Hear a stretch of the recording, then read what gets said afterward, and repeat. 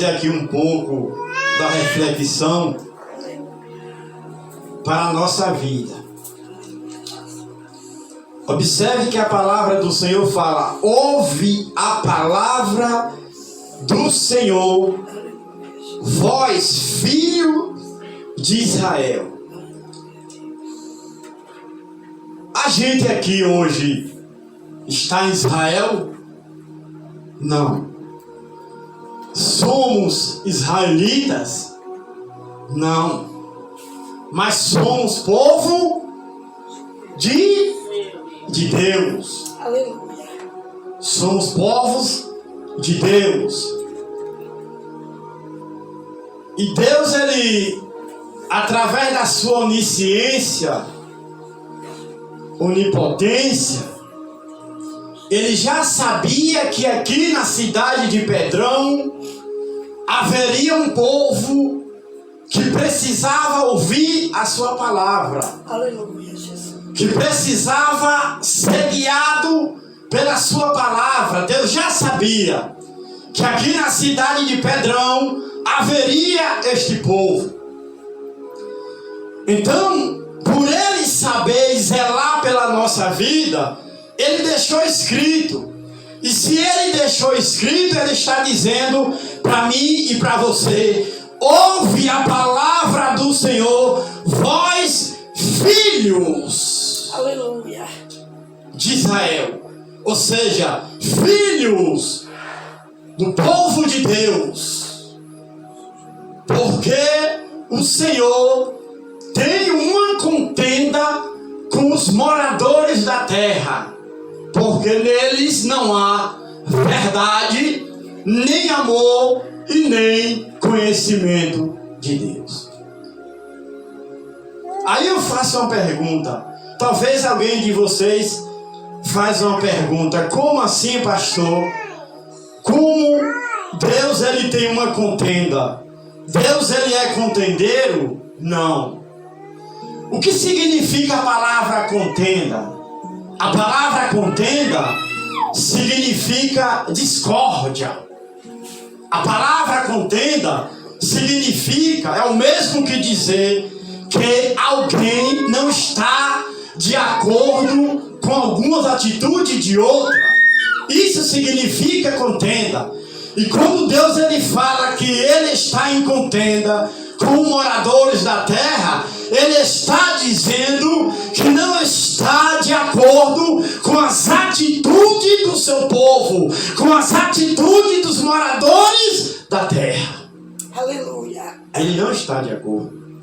Por quê? O texto deixa bem claro: porque não há amor, não há verdade e não há conhecimento de Deus.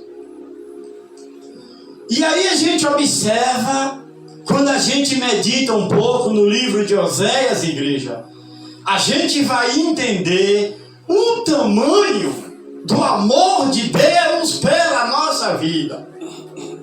Porque mesmo Ele estando em contenda conosco, mesmo Ele estando assim conosco, não estando de acordo com as atitudes, mas é grande o seu amor.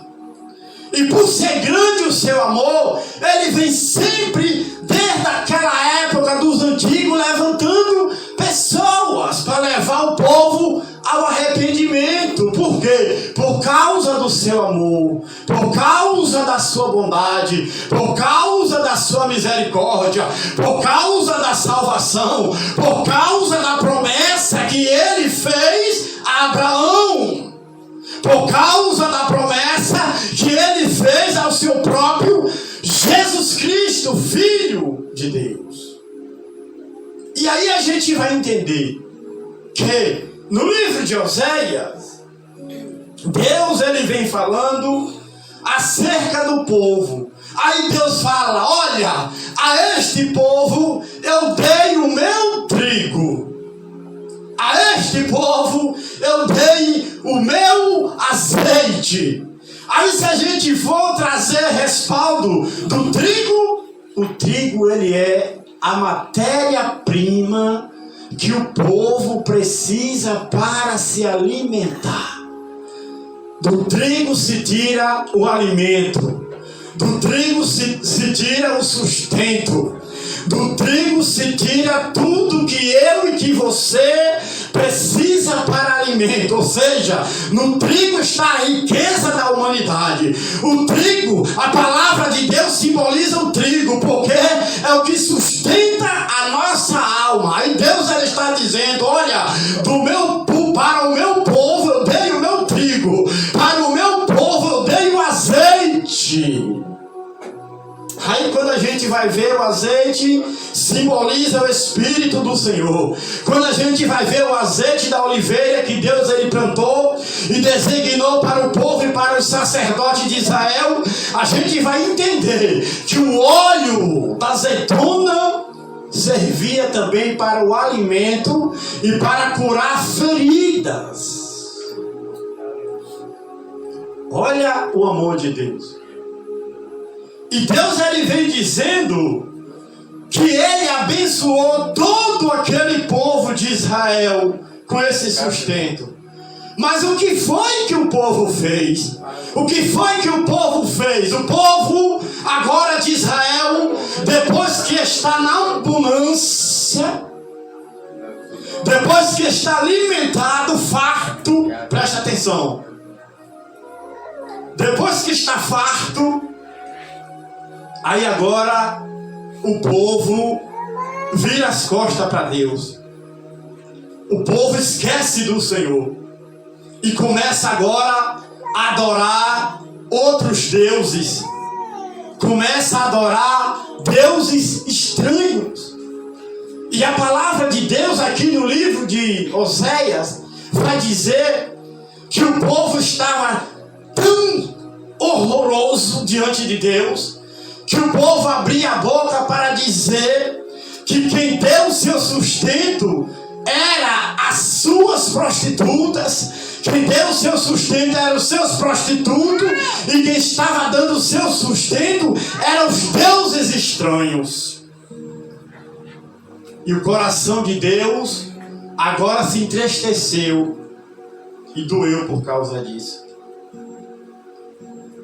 Imagine um amor, igreja, tão grande que Deus ele tem, um sentimento tão forte que Deus tem por você, um sentimento tão grande que Deus tem pela humanidade, e a humanidade agora vira as costas para o Senhor.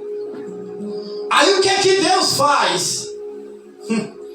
O que é que Deus faz com o profeta Oséias? Chama o profeta Oséias. O coração de Deus está doendo. O coração de Deus está doendo por causa do povo que virou as costas para ele. Aí quando ele sente a dor, ele chama o profeta Oséias e diz: olha, sabe o que é que você vai fazer agora? Você vai pegar uma mulher que é filha de prostituição. E se esta mulher ela é filha de prostituição, ela é prostituta. E você vai se casar com esta mulher. O profeta Oséias agora obedece a Deus, ouve a voz de Deus e faz aquilo que Deus ordenou, e casa com uma mulher prostituta. O texto vai dizer que o profeta Oséias casou com esta mulher e teve 2 filhos. O profeta Oséias agora se encantou por esta mulher. O texto diz que esta mulher era bonita, muito bonita e formosa. E o profeta se apaixonou. O profeta se encantou. O profeta ficou encantado pela sua esposa, sabendo que era prostituta, mas que Deus disse que ele se casasse com ela. E o que foi que aconteceu?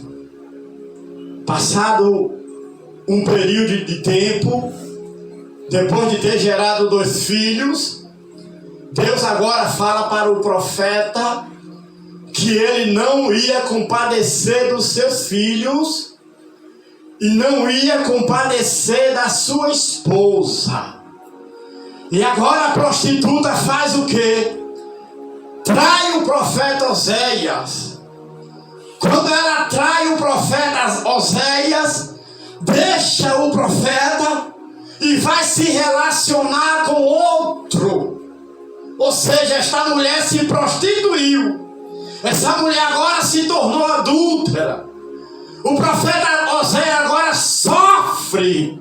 O profeta Oséias agora chora amargamente pelo amor que ele sentia para a sua esposa, com a sua esposa e seus filhos e a sua família. O coração dele dói. Deus chega para o profeta e diz: olha, esta mesma dor que você está sentindo agora, porque a sua esposa lhe traiu, é a mesma dor que eu estou sentindo por causa do povo de Israel, que virou as costas para mim, para adorar deuses estranhos. Calabandagaçou. Esta mesma dor que você está sentindo da traição da sua esposa, é a mesma dor que eu estou sentindo pelo povo que virou as costas para mim, para adorar a deuses estranhos. Virou as costas para mim, para se apegar a deuses que nada pode fazer pelas vossas vidas. E hoje, igreja, a gente vê nos dias de hoje Deus abençoando pessoas e as pessoas virando as costas para o Senhor, para adorar deuses estranhos. Deixa eu falar uma coisa para vocês.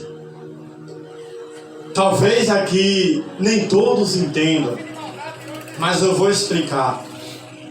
A vida espiritual é a mesma coisa para você entender de como a vida carnal. Jesus, ele disse que aquele que é nascido da carne é carne, e aquele que é nascido do Espírito é Espírito. Então aquelas pessoas que é nascida do Espírito, que agora faz uma aliança com o Senhor, se torna noiva do Senhor, espiritualmente falando. E quando se torna noiva do Senhor, que quebra esta aliança e passa a adorar deuses estranhos, está cometendo adultério espiritualmente falando. Deus fez a mesma coisa com o profeta Jeremias. Antes de Oséias, o povo também estava errado. O povo também começou a andar por terras estranhas, unidos com outras pessoas. E Deus usa o profeta Jeremias para dizer: olha, filho, olha, filha, tu se prostituiu com muitos amantes, mas mesmo assim volta para mim. Glória a Deus. Mesmo assim volta para mim. Então a gente observa que o amor de Deus é tão grande, igreja, que mesmo que nós erramos, mesmo que nós pecamos, cometemos erro, mas Deus, ele ama aquele que o ama. Deus, ele ama aquele que se apega a ele com amor verdadeiro no coração. Deus, ele ama aquele que adora em espírito e em verdade. Deus, ele ama aquele que se apega a ele com amor e não o abandona. Só para vocês terem uma ideia, no Salmo de 91, bastante conhecido pelo povo de Deus, existem pessoas que usam como amuleto, ou existem pessoas que usam como apenas uma frase bíblica. Não, mas o Salmo 91, ele é poderoso em oração. Quem carrega o Salmo 91 é poderoso, é revestido do poder de Deus. Quem carrega o Salmo 91 está protegido das astutas ciladas de Satanás. Quem carrega e pratica o Salmo 91 é uma pessoa que se apega a Deus. Observe que no versículo de número 1 vai dizer que aquele que habita no esconderijo do Altíssimo, na sombra do Onipotente, descansará. E habitar significa morar. Habitar significa viver para sempre naquela casa. Habitar significa morar para sempre na presença de Deus. Observe que o Senhor ele vai dizer também no Salmo de 91, no versículo de número 14, que vai dizer: porque a mim se apegou com amor, eu o livrarei, pô-lo-ei a salvo, porque conhece o meu nome. Porque conhece o meu nome. Tem alguém que conhece a Deus aqui? Tem alguém que conhece Jesus aqui? Tem alguém que professa o nome de Jesus? Então você é amado dele, você é amada dele, e ele te ama, e ele te põe a salvo. Então, igreja, não se prostra diante de Abraão, porque Deus te ama e ele te põe a salvo. E ele te põe a salvo, e ele se apegou a você com amor. Aleluia. Se apegou a você com amor. Então, persevere, persista, insista e permaneça fiel a Deus até o fim, e ele te dará a recompensa naquele grande dia. Amém, igreja?